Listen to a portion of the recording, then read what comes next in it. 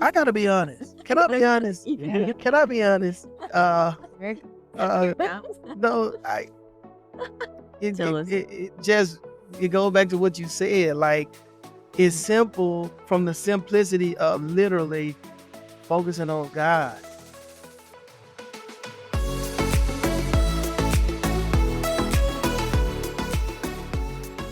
Welcome to the Created to Be podcast. I'm your host, Bethany Pygott, and we're back for season 3, which we're super excited about. Personally, I'm super excited because I'm not the only host this season.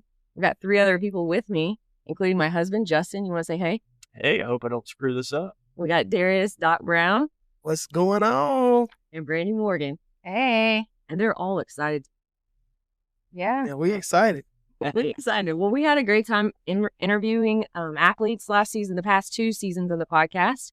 So if you want to go back and listen to those, they're really great for supplementing your walk with the Lord. Athletes just talking about how they walk with the Lord and what that's like for them, specific practices, things like that. But we're kind of making a big turn with this podcast to change it more to a show and have more of a format. So y'all will kind of pick up on that today as you listen. So that's why we needed some more people. We will get some kind of rhythm going with the 4 of us, and we'll interchange with guests and other staff and things like that as we continue to produce this podcast. But we're thankful to start up again and have everybody on board. And so we're just going to start with talking about why we all chose FCA and why FCA is important to us and at Mississippi State specifically. So we'll just go around the table. So Justin, if you want to tell them why FCA. And I feel like my why changes a lot.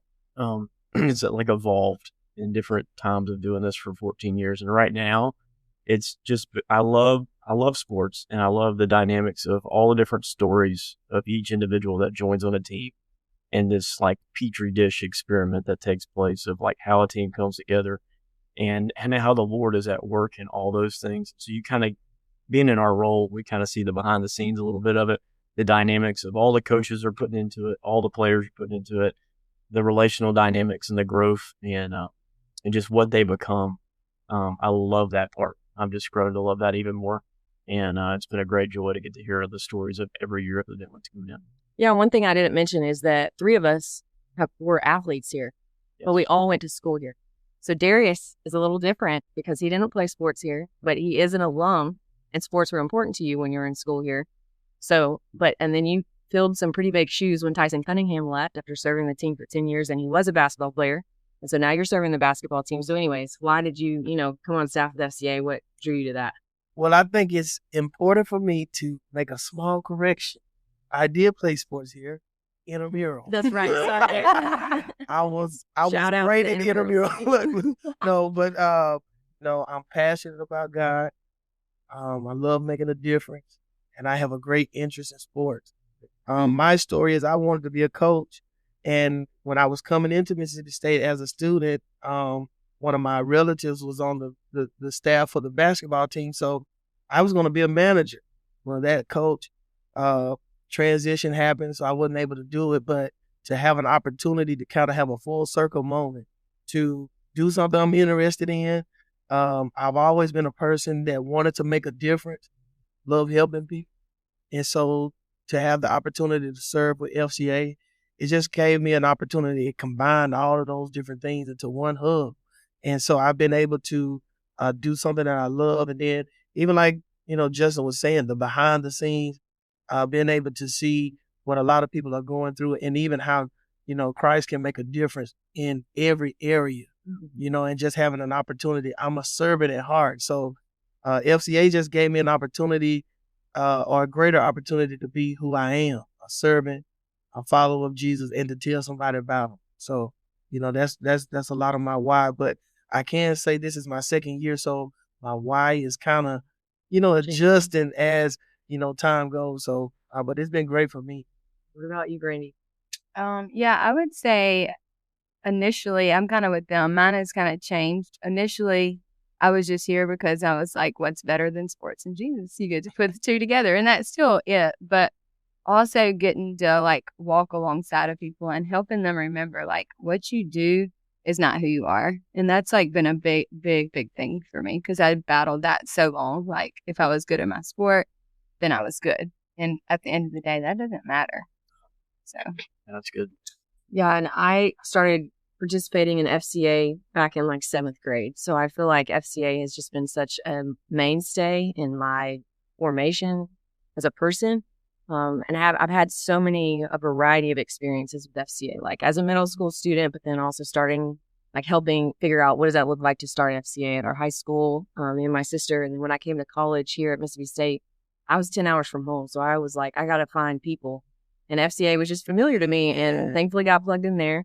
And then we've served now at Mississippi College, University of Texas, and Mississippi State. And like everybody's saying, like the same things, no matter where you are, like the athletes and the coaches are dealing with the same stuff. And sometimes it can get a little bit messy when you see the behind the scenes. Like we have all these, it looks all glitz and glamour on the outside, but there's real people and their lives behind the scenes doing all this stuff that impacts, and there's a lot of breakdown and stuff. And so FCA is just like you said, Brandi, that place where like sports and Jesus. And for me, that was it for me. Yeah. Like all I wanted to do was like go outside, play anything, like put a ball, maybe run, whatever. And so it was a great spot where those two things could cross over. Well, and two, I think like we put them on a pedestal and forget that they are real people with real feelings and real life situations going on. Like their day-to-day job is like what we watch for entertainment or see for entertainment, So like I think about when I was teaching, like what if somebody followed me around every day and, like nitpicked everything I did or whatever. Like I feel like it helps us see them as real people. So we just want to talk about and just share a little bit. So if you're not familiar with FCA or you don't get that inside look at what's the day-to-day for the athlete or the coach, like what we're seeing. So anybody can just jump in as far as like, well, what are we seeing in the lives of the athletes? Like, what are you noticing at the huddle? The huddle is just the weekly meeting that we host on campus for any athlete, anybody that's been involved with FCA to just come and join. So Justin, what are you seeing? Yeah, I think this year specifically, and it's changed so much, like even in our 3 years here, with the way the portal has changed and the new athletes that are in and out. But the engagement of this group this year is the highest that I've seen. There is definitely a hunger there to engage, to be a part of something, but there's just an openness. There's a fun with this group that we're seeing that maybe we haven't seen in the past. That's been refreshing, I think, to all of us as staff. And it's really just given us more permission to have some fun, too. I feel like they're really setting the culture and making it pretty special this year. I was going to echo that because I was going to say the same word, hunger. That's what I'm seeing, a hungry group. And then, we have a bigger group, coming across different sports. And you was talking about the culture. You're seeing so many, different people come from so many different sports, but they all have that same hunger.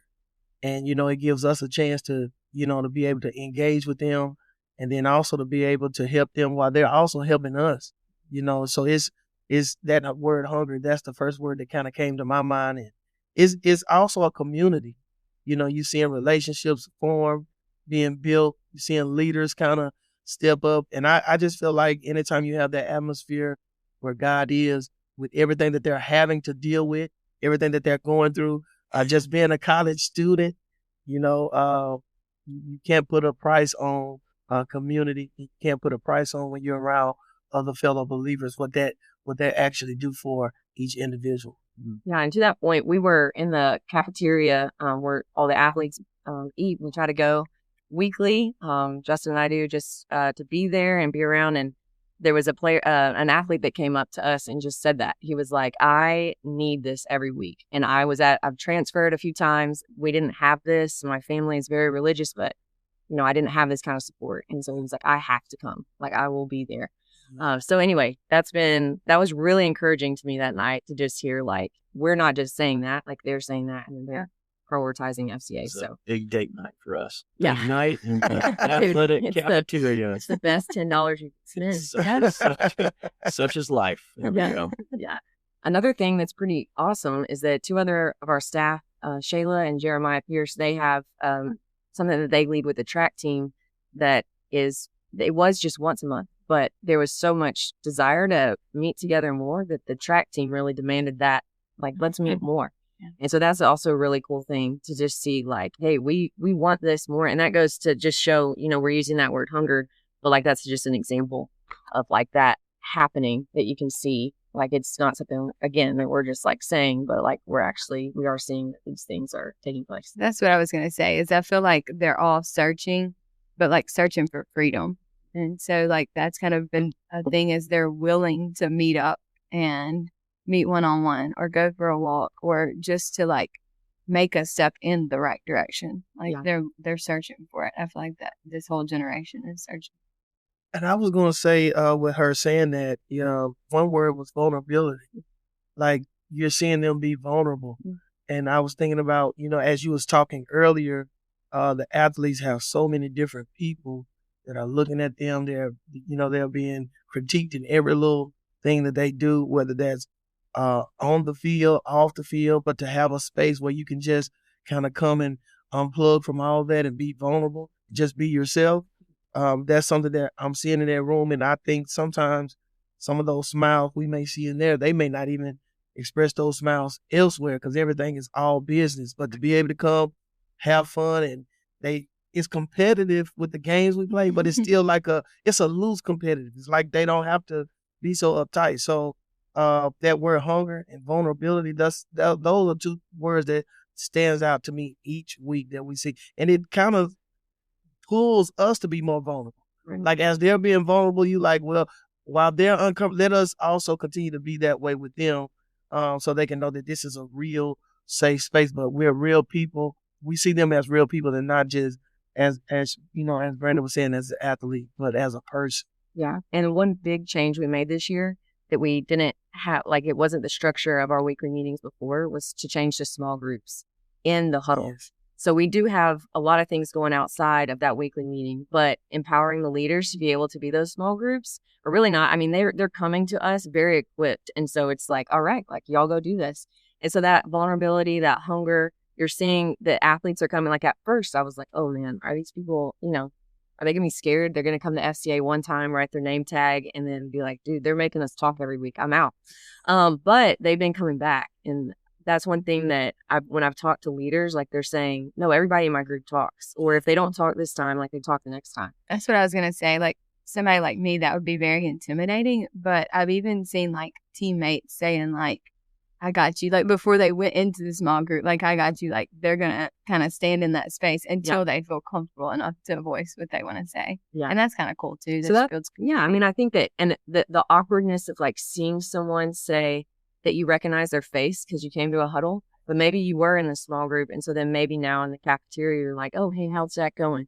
So just building, I think that's what's exciting to me, from the leaders. We're trying to do that more with the leadership team, letting them engage more, but then also at the huddle, like what that can become just as they're out and about and living their lives. They cross over so much more than just on a Monday night. So we're like giving them stuff to go and like talk to each other about that they can be familiar with. So that's exciting. And we'll have more stories, I think, as the weeks go by of what that's looking like. But some upcoming events that we have. One in particular, Brandi, do you want to talk about on November 22nd? Okay, yeah. We're going to have FCA Open Pickleball Tournament. We'll have doubles play-in on November 22nd. And we will, the teams will be $60 for the teams to play. Also, we will probably have some athletes coming out some throughout the day. It's just a good time for the community to come together and to support FCA. We're hoping this will be something we can do yearly. And I think pickleball is something that's good for all ages to do and participate in. And so I think we'll have a good time. Yeah, so more information will be coming out. We didn't say at any point thus far that we do have an Instagram account where all of our information and news normally comes if we're going to do something. So Hill State FCA _ is where you can find information about that. Or on our website. It's not up just yet, but you can look out for that at msufca.org. But we're looking forward to that. And that does benefit Brandi. She is still raising funds to come on full time. She's real close. So come support Brandi, come support FCA. It's going to be a good time. And speaking of a good time, we want to introduce a segment of the podcast just called The Stretch, where, Justin's going to describe it, where we want to just take some time to pick something going on in the sports world that we're seeing, because it just deserves a little bit of a stretch, like to talk it out a little bit more. So you want to describe that, Justin? We're going to take a topic and stretch it a little bit. And so one of the things that we have seen lately, this is very low-key, fun, not serious. Yeah, also none of us are experts here, so please don't take our comments as All right, so it could be something inspirational, but it's probably going to be a lot of fluff. All right, so have fun. Don't take us serious. Let's live a little. That's what this is going to be about. So we've seen a lot of acting lately in sports, and so it's been very interesting. If you've kept up with college football, you've seen Kirby Smart against Auburn calling a timeout, but then telling a referee, no, I didn't call a timeout. I was just clapping. And the ref believed him. And poor Hugh Freeze cannot catch a break. Cannot catch a break. Once again. And he gives the classic Hugh Freeze face that just looks awful. Saw this just yesterday.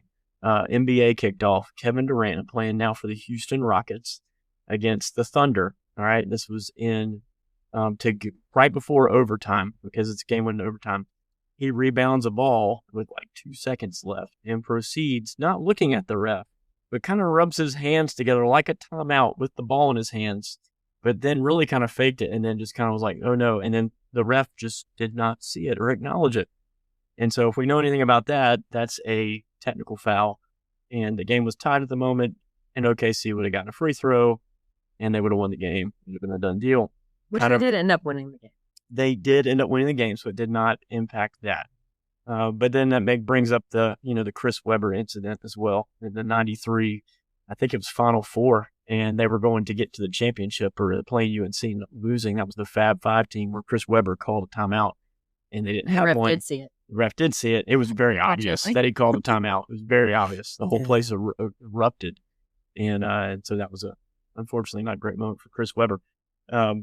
But anyway, so we've seen a lot of acting, and there's been other instances and things. So the question today is there certain sports that should practice more acting? What sport would benefit the most from incorporating this into their like weekly routine or like monthly, like in preparations, that they actually have like acting abilities in order to benefit them? That's kind of tough, because I feel like a lot of these sports are already doing a lot of great acting. Mm-hmm.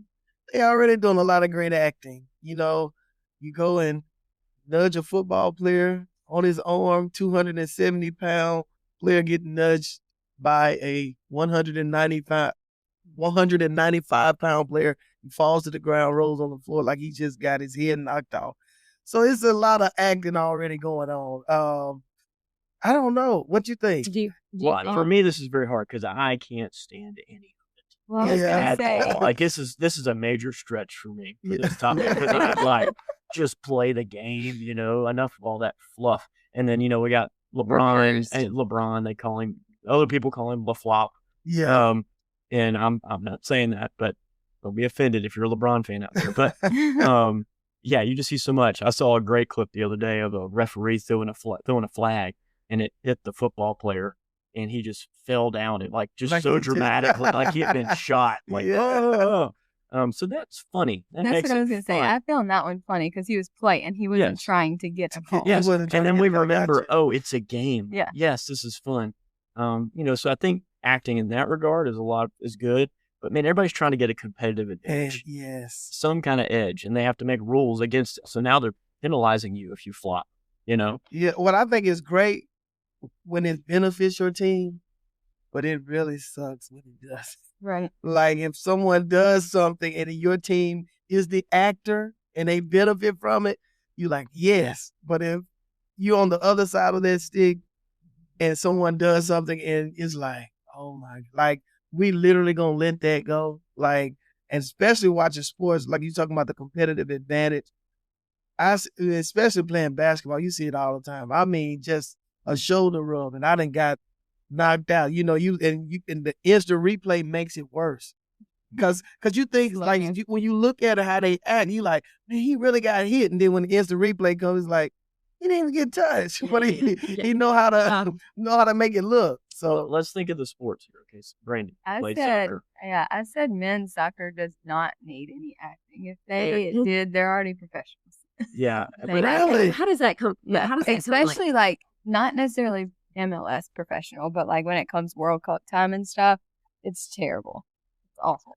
Wow. And we should say Brandi played soccer too. We didn't go around and really talk about like our area or whatever that we're covering. Brandi, did you flop at all? Did you ever say? Oh, absolutely not. You never flop. You're Yeah. curious, Yeah. curious too. Okay. No. But what about like where is this coming from? This is just like the players, or like do coaches encourage you to like embellish, or I mean, I don't know. is it intuitive? I've never heard a coach tell somebody to, so I would. I think the times have caused things to shift. Mm-hmm. I think with the changing of the generations, because you're seeing it now a lot more than what you've seen it in the past. Like, so I think sometimes it is players. I think sometimes coaches kind of do a little something to kind of encourage, because like you said, you're trying to get a competitive advantage, and it's nothing like getting into someone's head. When you know you've got in someone's head, it's like, I can do this, and this really sets them off, So I do think it's the changing of times that cause things to get a little bitter. Now, I don't know if y'all seen this when you was talking about the timeouts. When this was years ago, Jason Kidd was coaching. He didn't have a timeout, so he had some Gatorade, and he ran into a player to stop the game. Wow. Yes, so he ran into a player. He's like, he made a mistake. He whacked the cup out of it. Yeah. And it caused the game to stop. So it's like you talk about that competitive advantage. He's trying to do whatever we can do. I mean, that's just the nature of sports now. But Well, speaking of coaches, though, I was thinking about this, is that like coaches, I mean, I think that they do this, y'all can tell me, but like that they will sometimes like get super upset, like just to get their team, Yes. like to psych out their own team. Like they might get thrown out of a game or something just to like, that happens too, huh? yeah, You think so? yeah. Like, do Yeah. you think in baseball, like, do you think that this applies to baseball at all? Like, how do people act in baseball? You can't really, I mean, if you get hit, maybe with a ball, can you be dramatic? Like, what Oh, is the, definitely. Yeah. If your best player gets hit on an inside fastball, yeah, you can stir the pot a little bit with that and try to get in their heads. So one of the big things in baseball, one of the great acting deals that we were taught to do to sell it is like, so if there's a check swing on a strike three, this is a part of the game. So I think there's part where things are a part of the game and when things are dangerous. Flops in soccer lead to out of control. Yeah. Like games, refs lose control. I think flops in basketball. I think you lose fans with some of that, in my opinion. Talk about it too. But with the baseball side, when there's a check swing on a strike three, and so he may have gone, he may not have gone. They're going to the umpire at first base or third base to get to see the call. Did he go or didn't he? When that happens, the catcher is really told to really sell it and be like, "Hey, did he go?" And then as a active dugout member, all right, you're going, "Yeah, he did. Yeah, he did," and you're bouncing up and you're screaming, And so the bigger production that you put on, the more pressure it's on the umpire to go, well, dang, did I miss that? Like, did he really go? And so there's pressure there. And so you can try to sway an umpire to feel the pressure. I And if never you can really sell thought it well. about it like that. Yeah, so there's certain things that you Okay. can sell. This is one about baseball too that I was conflicted by, but I know that you would also say it's part of the game. Is that the catcher frames pitch? That blew my mind. Yeah. That's also kind of a little bit. I mean, it's a skill. I mean, It's a skill. You're like- making the pitch look better than it actually was.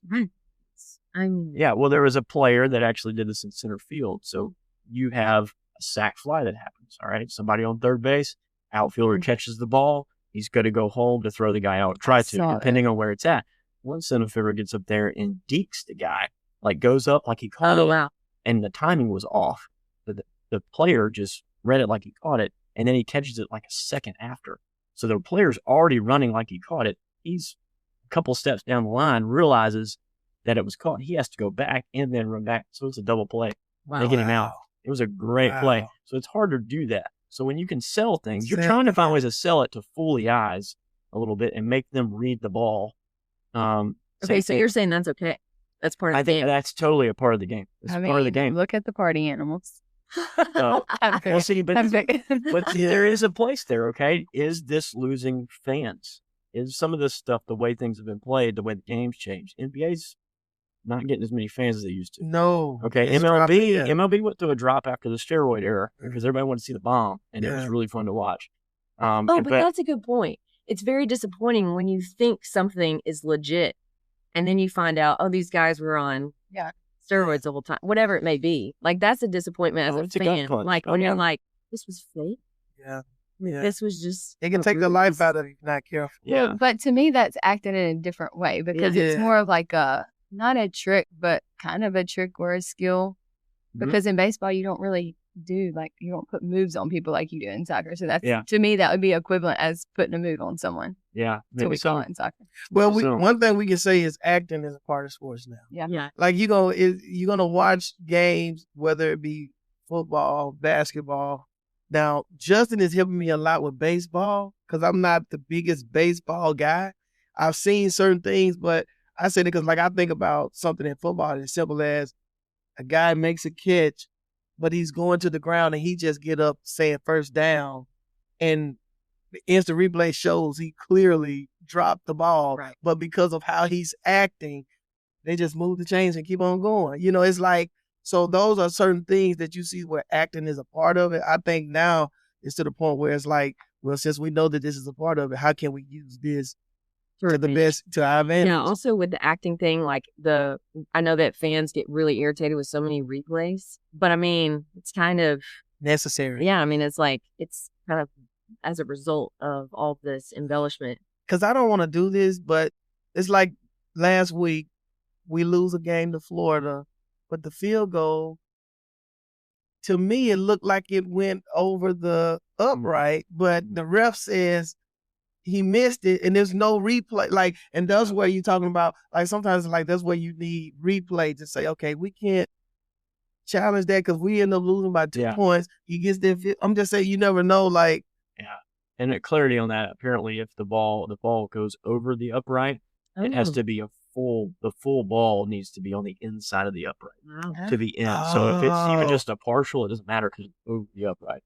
Because they can't dictate that would have hit the inside of the upright, it would have bounced in. You really can't. Gotcha. See, it would be an advantage to kick over it. It's not like other sports where it's on the line, it's in. Yeah. That's unfortunate. Yeah. It's unfortunate. So, okay, back to the question. Okay. I mean, is acting good for sports? Is there other sports that should be doing it more? I don't know. I don't really see it at, like, what's the purest sport where you can't really embellish it? Can you act in golf? That's what I was. Well, that's just individual. I think team sports. okay. Tennis. I was gonna say tennis. Can you act in tennis? You can act a fool in tennis. Boy, I've seen plenty of that, man. Yeah. But I guess if you're calling your own shots, like, I mean, that would like normally you have somebody call a game. The difference between act and like personality, right? I mean, I'm thinking of track. Can't really act in track, but I'm like, Usain Bolt. I wanted to watch that dude because I just wanted to see, how he would run, but what is he going to do next? Yeah. It was the personality, it was the persona, like what he would do. Well, the team sport. What other team sports that we not talked about in that regard? I don't see it as much in volleyball. No, because they challenge it. Yeah, I mean, you can't really. What could you do? Acting wise. Yeah. Because you're not in contact. Contact. Yeah, that's right. You're not in contact with the other team. So, I mean, you're acting. That's another one, though. I mean, if they're spike, they're going to spike it and they hit hands, if somebody's going up to block it. I don't know what the terminology is. I'm not a volleyball guy, but, the touch and it goes out. It may not touch the hands, but the other side's going, oh, there's a touch. Same as your baseball example. So it's making them use a challenge maybe they didn't want to use, or influencing the referees in some way. So you can sell it. Yeah, but now they have the challenges, so normally it gets like mitigated pretty fast. But it makes them use the challenge. Right, for sure. So okay, one of the things that you might have already said, but was about the OSU fan base, what they're doing. Have we mentioned that yet? This is a different thing. Like, what about fans are starting to do stuff? Yeah. Fans are doing more. So, like, Coach Gundy got fired at Oklahoma State after being there for like 30 years. He's got some great quotes over the years. And so that team is just not doing very well. And so the fans are taking it into their own hands to make it entertaining. So I'm going to be here. We're going to do something fun. So it started with, from what we could see on video, one guy taking his shirt off and going to section 231 that's empty and waving a shirt around. And then it turned into 3 or 4. Then it turned into about 20. And then it turned into the whole section. You could see them all filtering over the way the video was. It's just amazing. So is that during one game? During the game, yeah. And they're getting smoked, Yeah. But they're, passionately waving that shirt around, bellies everywhere, And so probably quite a few beers in too. And then the next game, they did it again. And so they were faithfully going, but then somebody decided to show up in banana suits. And so about 150 bananas are doing a conga line through like the stadium. And then they end up in 231. And so all that's going on. The product on the field is just not very good. So it's distracting all the fans from the product on the field, which is probably good to get them looking at something else and just enjoying the experience of like, you know what, it's a sport. We're not real good. We love our guys, but you know what, we're going to do something. Now he got me want to go to section 230. So is this the beginning of something that fans realize that they can contribute to like what's going on that people. And honestly, I'd rather that than storming the field because that's getting dangerous. Yeah, like that's really hard to control and expensive. And expensive, Yeah. and it can be dangerous. And you know, you're getting trampled on, and either the fans or the players, and they could be creating a tradition. Yeah, for their new coach coming in for the going forward.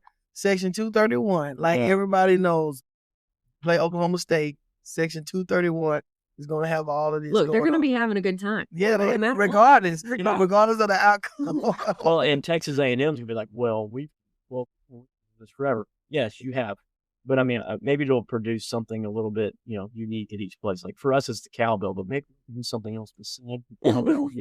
Well, we did have the banana crew for baseball that time. We did. So when you said banana, that's what my mind went to, like the banana crew. I feel like every school should try to find something.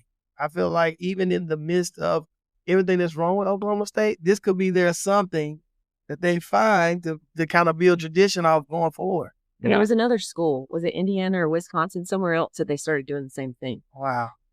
Like they were like the guy that was commenting on the video was like, man, guys couldn't get there fast enough to take their shirts off. And I think it's very interesting. Some of the things we've seen happen within fans comes from like really good things that are happening, like the rally monkey for the Angels back when they won the World Series. That was a thing and lasted for quite a few years. The banana thing that happened here too.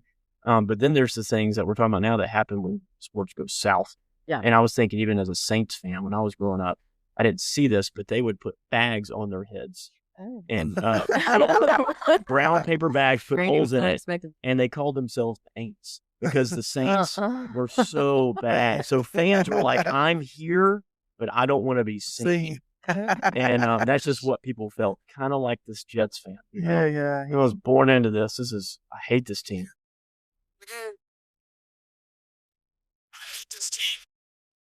I was born into this, and I'm not gonna ever.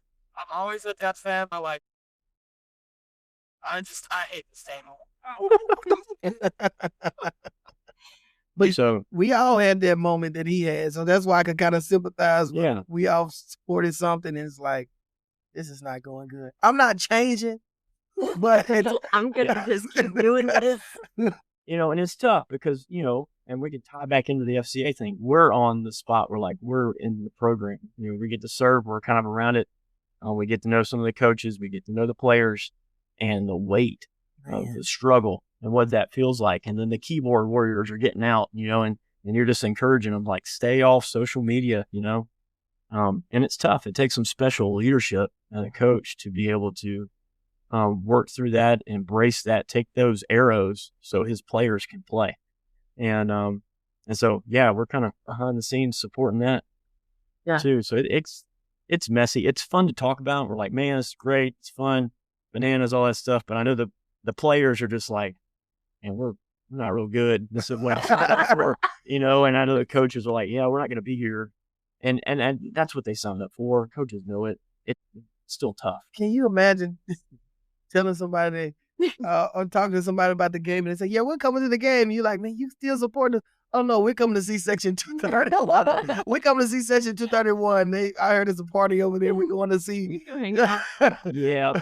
And it's like, man, as a player, it's kind of like, well, I guess that's where we are right now. It is a good response, I feel like, as a fan. Like, at least it keeps your head above water, maybe a little bit. Like, you don't get so frustrated. I wonder if the guys ever look up to 230.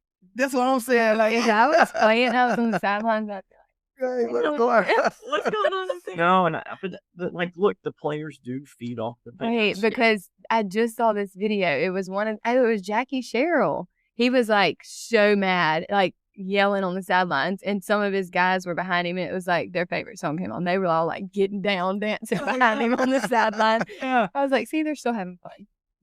You know, some dude's back behind there doing the stanky leg or something, you know? Yeah. I mean, and Yeah. Cheryl's ripping in the He is referees. limited. You know, like, man, we like this. Yeah. 100%.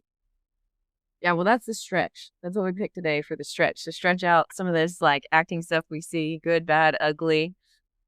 So some of this leads us into our final little part of our conversation here, which is that we've been talking about the topic of focus at our huddle, our weekly meetings with the athletes. And Darius just so happened to sit in the right spot in our staff meeting when we began to brainstorm about what we should do this semester and mention the topic of focus and how there's so many distractions, but how if we just focus on the distractions and eliminating those, that can take a lot of time, energy, and a lot of times we don't get anywhere. So, but if we strengthen our focus on what really matters, then that can help, deal with the distractions. So Darius, you want to say anything about that? Yes, I was grateful to have that opportunity to speak on focus. That's an area in my life that I'm still trying to get victory in consistently. Being here, seeing the athletes and everything that they have to go through, and even how they are surrounded by so many distractions. The Lord really just gave me a lot of insight on the power of focus. And one of the things that he said is focus is what takes the power out of distractions. It doesn't completely remove them, but it takes the power out of distractions. And, focus is an intentional decision. It's something that you have to literally do on purpose.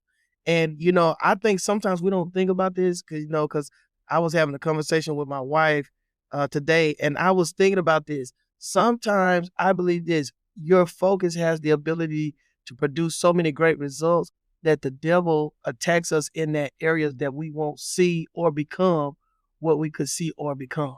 And so I began to just think about how powerful focus is. And that's something that God has given us.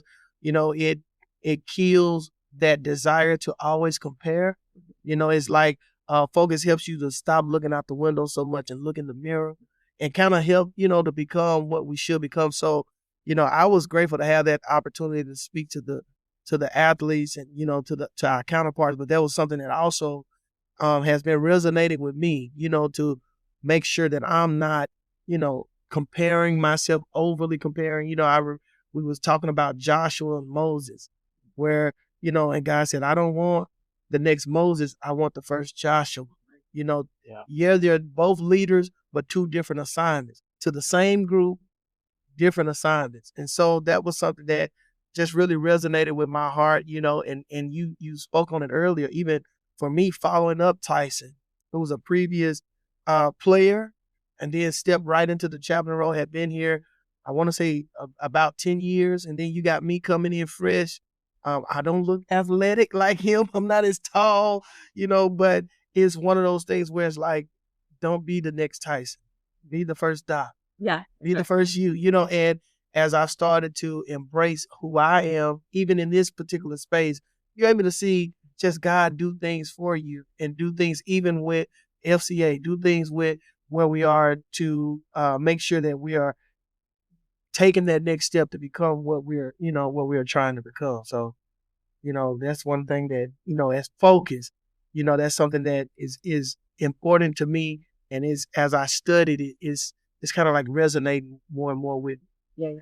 Well, and I think too with focus, like it's intentional where we put our focus, but we're focusing on something. Yeah. Right. And so if we focus on the negative or focus on all the different distractions we have, it's just going to create more turmoil, more anxiety, other problems to say for us instead of focusing on what we're called to focus on. I was sitting in a practice the other day and just heard this coach as he instructed the team say, look, when we play simple, we look professional. Like we look so good. When everybody's doing their job and their role, we look so sharp.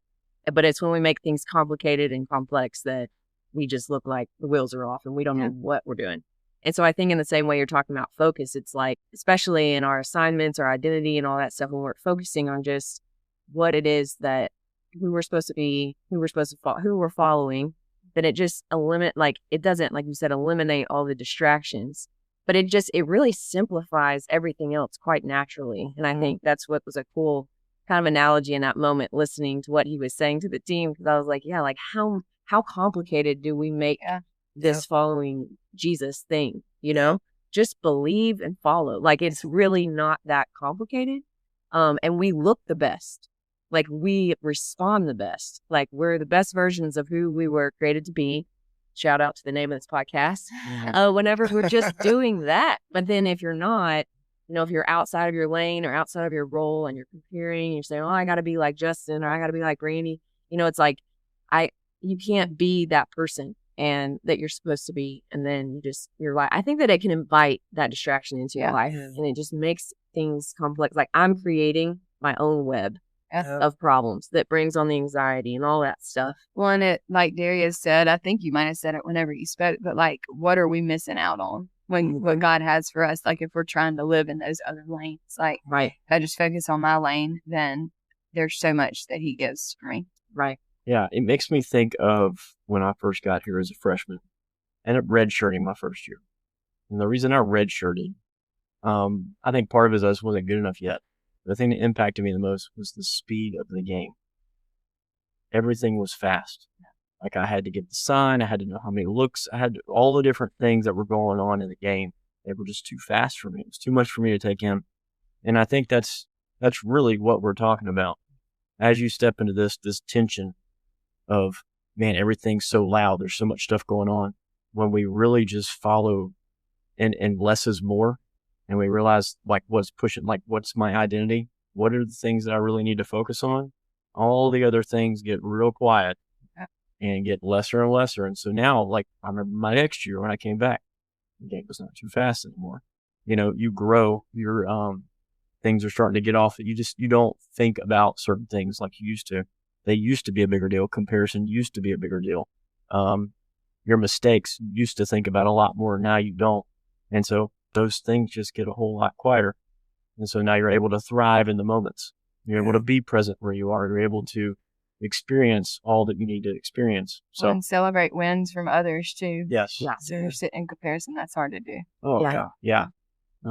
Have any of you, I don't know, this might be a weird thought, but I've thought, like, you meet older people who just, like, could not care less about what people think of them. And I remember being younger than I am now, and I would talk to those people and I would just leave being like, oh, why can't I just do that? Yeah. Like, can I just, like, fast forward my brain to, like, that point and be like, look, when you're 60, Bethany, you're not going to care. So just not care now. Yeah. So you're saying that we just need to be a bunch of unfiltered grandparents? Right. Just walking around like, what the heck you think you was? What the fuck are you wearing? Right.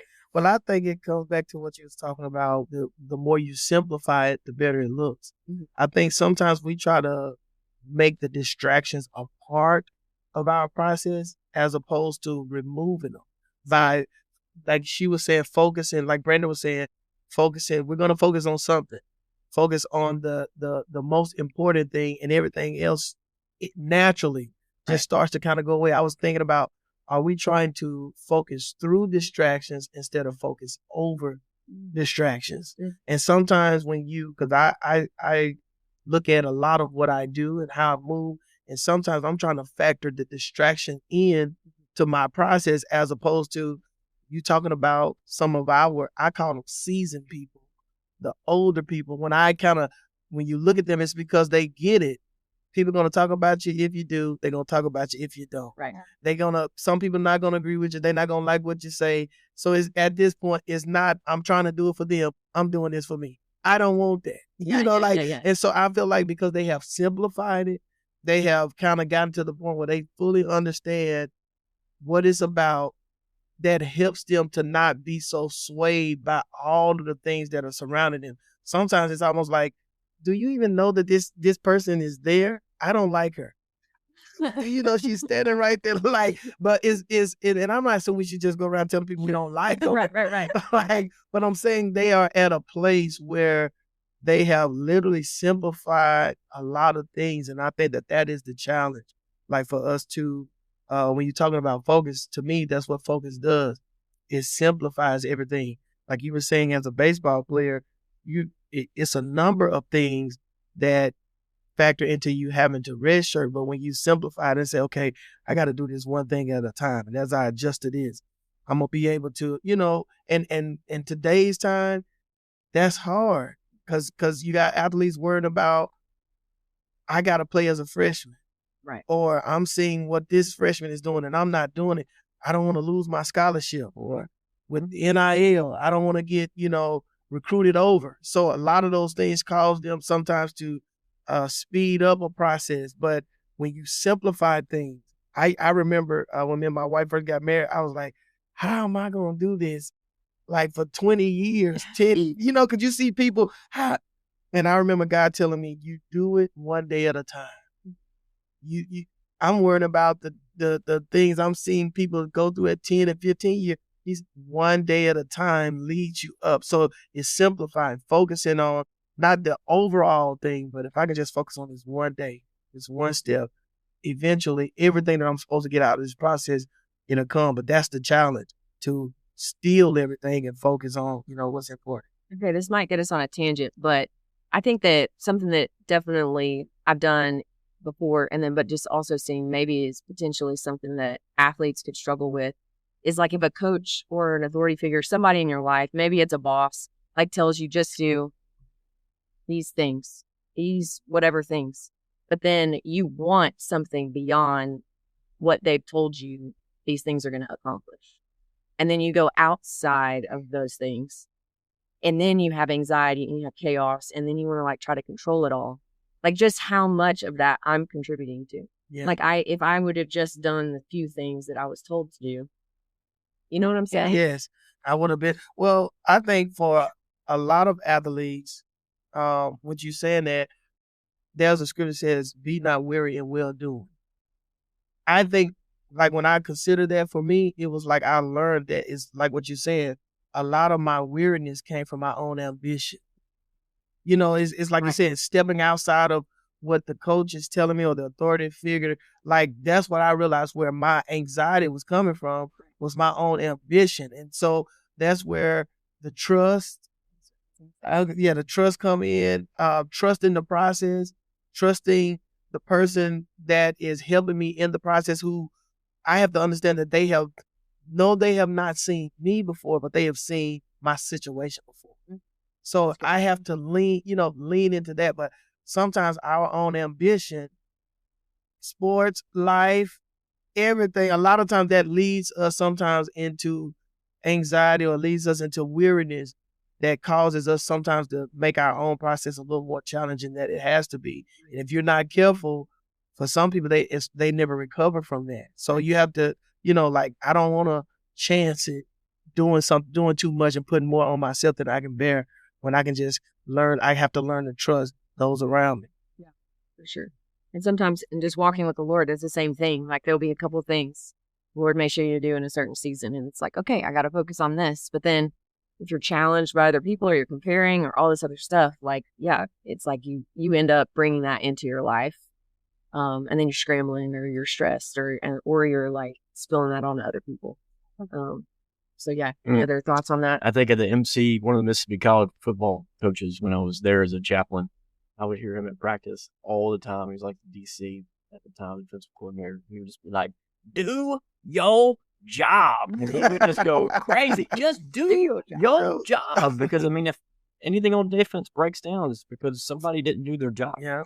Where it could be the perfect play for the call, whatever it may be. But still, well, and I think too, like immaturity, like age wise, you're full of passion. Like you want to do, like you have these big dreams and stuff, but like, how do I really put that into place? You need to trust the people above you to help you put that into place. That is totally the tension. Whenever you're young, you don't have the experience, but you have all this passion and energy for it. Feel. Yeah. Yeah. So what do you decide what's worth focusing on? We've talked about that a little bit. I think maybe that was a question. What do you personally decide? Like Darius, as you talk about working on that in this season of your life, like what is worthy of your focus? I'm not trying to be deep, but God. Yeah. I say that. Such a church. I gotta be honest. Can I be honest? Yeah. Can I be honest? Here it comes. No, Tell us. it just, you go back to what you said. Like, it's simple from the simplicity of literally focusing on God.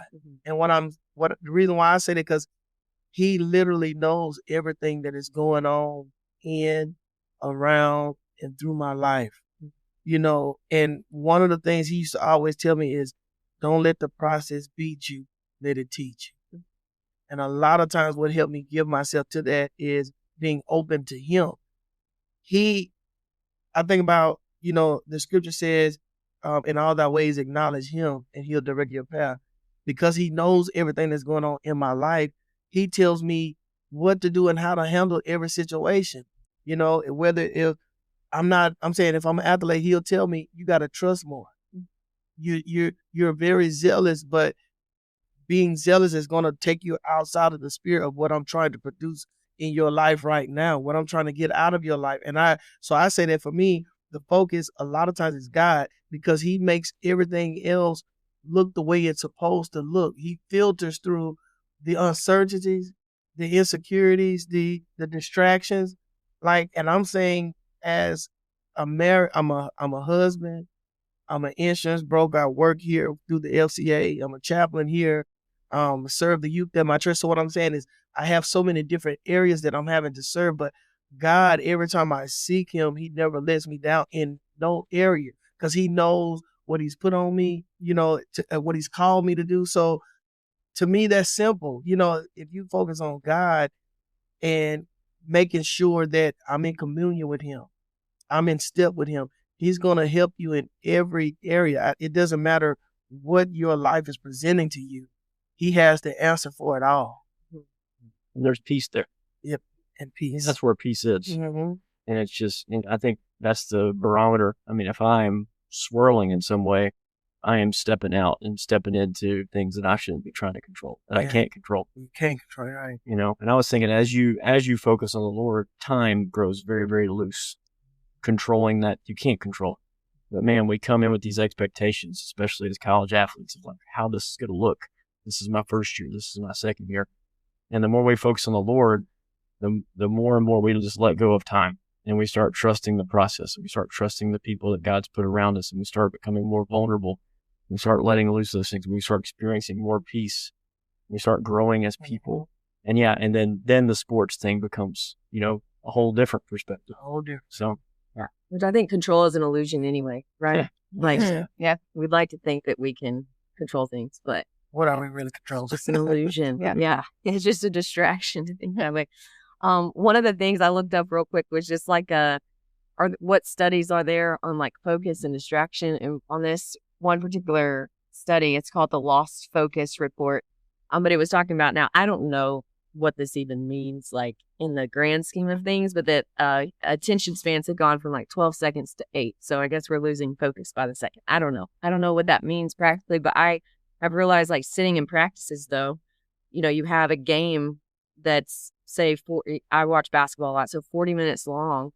And it's like, what players can be focused and disciplined for the longest period of time, I think wins the game. Yeah. That's just a theory. I don't have proof of that. But, like you see these, like the longer in practice that a player can engage and focus and repeat the same thing over and over and over, same amount of energy and discipline, they're going to have obviously a better outcome. But you can start seeing when teams lose that, it's like they just wear down, like not just physically, but it's just like they're not running their plays anymore. Things are getting crazy, whatever. And I was just thinking about, like, for me, something that has helped with my maybe attention span is even like stuff like what we're doing. 4 of us are talking about how much this doesn't happen anymore, where you just sit around and you're having to engage in something where you're actually talking to other people and building conversation. Like, that takes focus, and I think that builds something in us that can translate. So I hope that even as like athletes come to FCA and they talk to other students, and they just something as easy as literally, I mean, this sounds so like archaic, like talk to somebody, like stay in a conversation for a little bit. Like, that's going to help you develop that skill of like just staying on task for something, because even with class schedules, like how they can choose their class to do their education, they can take an online class. So it's just like, however distracted you want to be to complete this, you can do that now. Whereas you couldn't back in the day. You know, you could fall asleep. I did that a few times. in What? class. I know. Me? Fell asleep? I remember quick story. I had Brit Lit or English something literature like right after our like 6:30 a.m. practice or something like that, like an 8 a.m. class. And I'm like, they had like the little square of a desk, you know, and my book is huge, and I like have my elbow on the desk, and I just started dozing. And the worst part was it was like a class of like 15. It was tiny, you know. And like my elbow slips on the desk, and then the book goes on the floor. So then I'm shocked, you know, like I'm wake back up in class, and then I realized I fell asleep. But yeah, I mean, those are the kinds of things we dealt with. But I mean, like in every space, there's an opportunity to not focus and to build that. Well, I mean, if you even think about just watching TV, like you don't really have to watch commercials anymore. And you can pick up your phone and look at something, or, you know, like we used to have to sit through all those commercials. Oh, I know. But everything is just so fast paced. Yeah. Yes, and then I think about TikTok, like the best videos or the videos get the most likes, hits are the Probably ones like that 10 are seconds. shorts. Yep. Right. The short. Eight And then seconds even on YouTube, like people will take a 1 hour interview and break it down into 2-minute segments, and that's their way of kind of getting people to invest. And sometimes you say, I didn't watch that whole interview, and it's like, no, you did watch it. It just was broken down into 3-minute segments. You didn't realize it, but it's a testament to our attention spans. I think about even like during COVID, where you was having to go home and watch. For some of us, was watching the services virtually. Well, you think about it, watching it at home, and someone might be singing, but I'm gonna go into the kitchen and get a snack. Right. Like I'm saying, and when the doors open back up, it kind of impacted the attention span, because like I've been so used to watching this at home, and after 30 minutes, you know, I can get up and go do. But now I'm back in the church. It's like my mind is conditioned, you know. So you know, it is a real thing that has happened to a lot of people, you know, and you know, I see that a lot, trying to just keep people locked in or focused, and even like you said, just having a conversation with someone without distractions or interruptions. You know, that's a challenge that a lot of us are facing. But I really don't even know how you fix it, because everything now has started to adjust to the shortened For sure. attention span. Yeah. You know, Well, that's my pitch for why people should listen to this podcast. gotcha. You know, you can go on a walk, you can be in your car, you can be doing chores, you can be doing yard work, whatever, and just like act like you're here at the table with us, having a good hang, you know? Having a Just good gonna hang. have a good hang, good conversation. Having a good time. We're having a good time. So that's all we have for you today. But we hope you'll come back and listen for more, and we'll just keep having some fun stories to share, a little insight behind the scenes of FCA, but also maybe some takeaways. Anybody else have any parting shots Any before we go? requests for the stretch of the week? You know, any ideas come to mind? We can Feel free. dive in on that. Yeah, please feel free to comment on the episode or send Justin an email. Oh yeah, I'll be the contact guy.